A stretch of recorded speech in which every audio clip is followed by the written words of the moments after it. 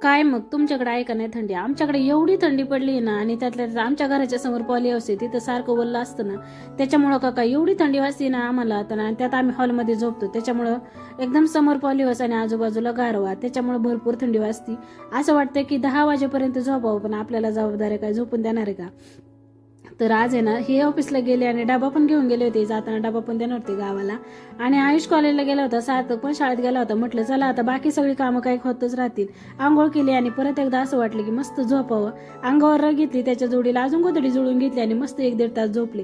Direct 9 वाजता उठले. 9 वाजता उठले, पाहते तर काय खिडकीतून सूर्य मस्त डोकत होता की ही किती वेळ झोपती. म्हटलं चला आता घ्या आवरून, पटापट आवरून घेतलं आणि मग 11:30 पावणे 12ला खाली आले. तर इथं अंजली मस्त तिच्या पोरांना उन्हात खेळत होती.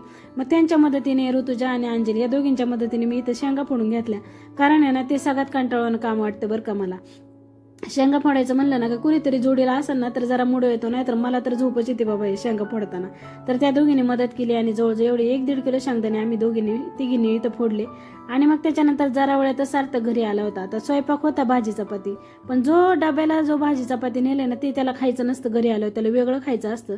मी त्याला म्हणत असते का अरे आपलं काय हॉटेल आहे का वेगवेगळं ऑर्डर द्यायला, जे आहे ते खायचं ना. पण त्याच्या नशिबाने फ्रीजमध्ये आहे ना थोडंसं इडलीचं पीठ शिल्लक होतं. म्हटलं मला डोसे करून दे. तर इथं चपातीच्या तव्यावरतीच मग मी त्याला आहे ना 2-3 डोसे करून दिले. आणि त्याला आहे ना टोमॅटो बरोबर डोसे खायला खूप आवडतात. तर त्याने मस्त टोमॅटो बरोबर इथं डोसे एन्जॉय केले. तर बघा चपातीचा तवा आहे तरी किती छान डोसे झालेत, एकदम कडक आणि कुरकुरीत. तर संध्याकाळी आता आयुषला कॉलेजला 2-3 दिवस बोलवलं होतं आणि त्याला आता उद्या जायचं होतं. तर मला म्हटलं मम्मा आज पावभाजी करते का? मी उद्या जाणार आहे ना पुण्याला, मग काही लवकर येणार नाही. म्हटलं ठीक आहे करते. मग त्याच्या आवडीची इथं मस्त पावभाजी केली. इथं दोघा भावांचं मस्त पावभाजी खाणं चालू आहे. चला मग भेटूयात नेक्स्ट व्हिडिओमध्ये, तोपर्यंत बाय.